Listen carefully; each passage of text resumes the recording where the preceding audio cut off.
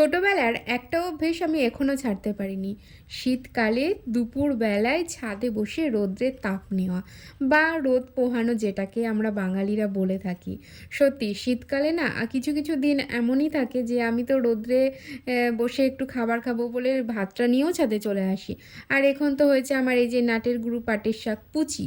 এখন সব সময় ও কোলে আসলেই ঘুমোবে, আর সবসময় কোলে ওঠার জন্য একদম নাচুনি, নেচে, নেচে বেরোবে।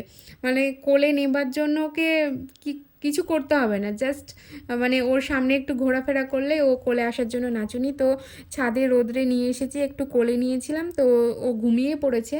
তো আমি পাটাও যেহেতু একটু শার্ট করে রেখেছি, তো আমার কোলে এরকমভাবে ঘুমোচ্ছে। তো সেটা একটু ক্যাপচার করলাম। আর সত্যি বলছি, শীতকালে না ছাদে বসে রোদ পোহাতে দারুণ লাগে।